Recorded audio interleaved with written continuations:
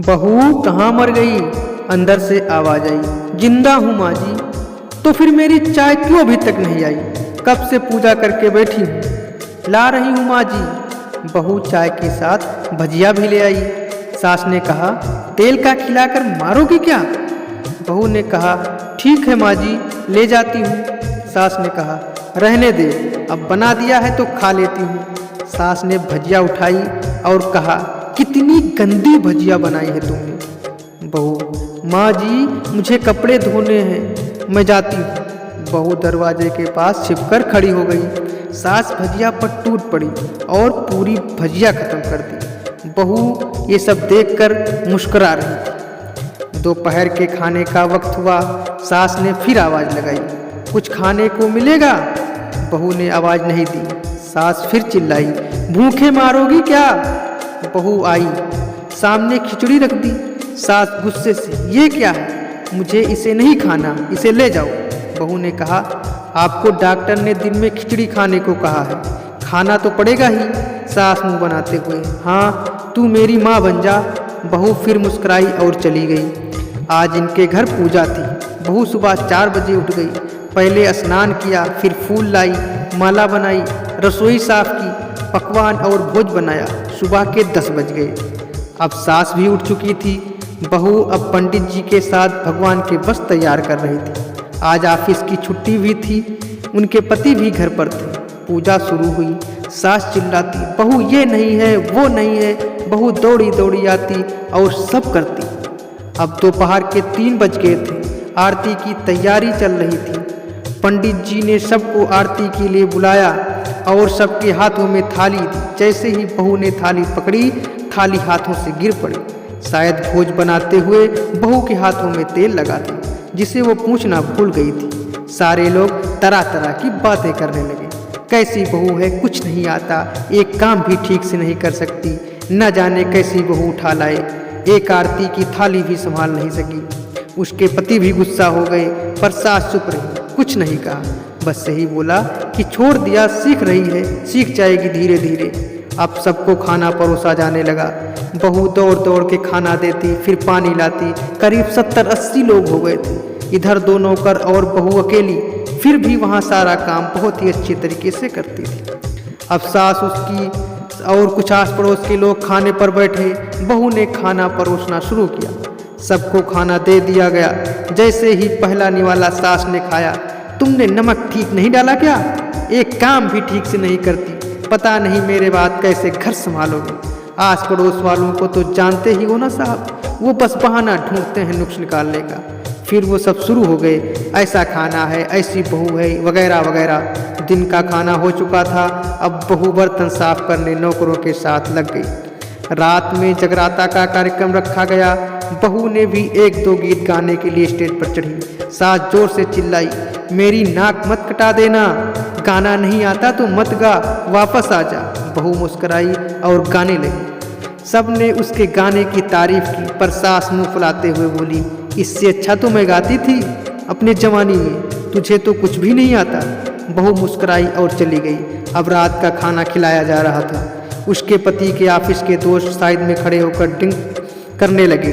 उसका पति चिल्लाता, थोड़ा बर्फ लाओ, तो सास चिल्लाती, यहाँ दाल नहीं है। फिर चिल्लाता, कोल्ड ड्रिंक नहीं है, पापड़ ले आओ।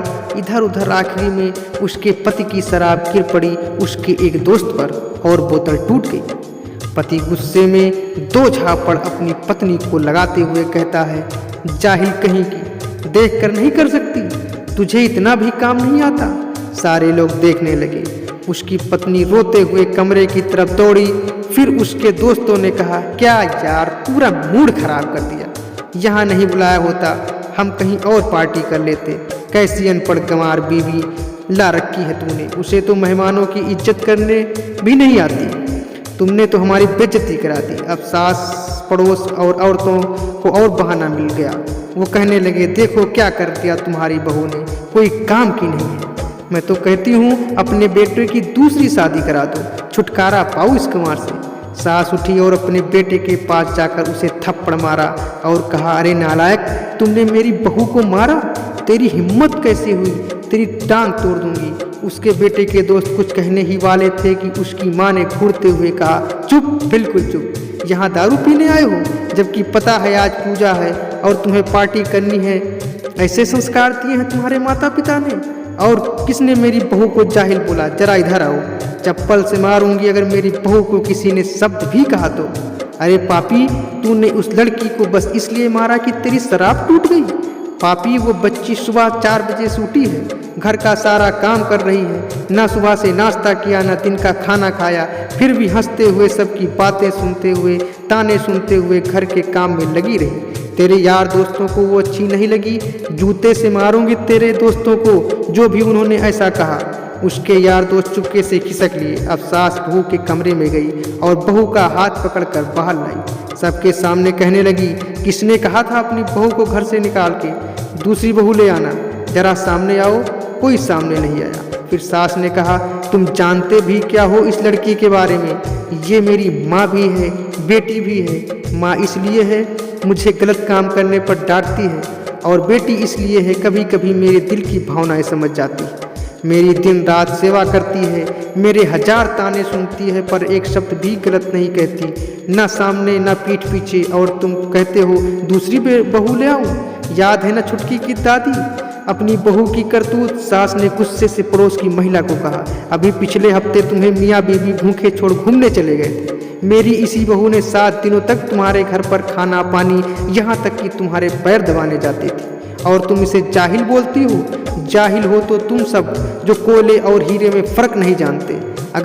अगर आइंदा मेरी बहू के बारे में किसी ने एक लफ्ज़ भी बोला तो मुझसे बुरा कोई नहीं होगा, क्योंकि ये मेरी बहू नहीं मेरी बेटी है। बहू सिसकियाँ लेते हुए फिर अपने कमरे में चली गई। सास ने एक प्लेट उठाई और भोजन परोसा बहू के कमरे में खुल दे गई। सास को भोजन लाते देखा तो बहू ने कहा, अरे माँ जी, आप क्या कर रही हो, मैं खुद ले लेती। सास ने प्यार से ताना मारते हुए कहा, डर मत, इसमें जहर नहीं है, मार नहीं डालूंगी तुझे नई सास चाहिए होगी, पर मुझे अभी भी तू ही मेरे घर की बहू चाहिए। बहू ने अपनी सास को रोते हुए गले से लगा लिया। सास भी रो दी पहली बार और कहा, चल खाना खा ले।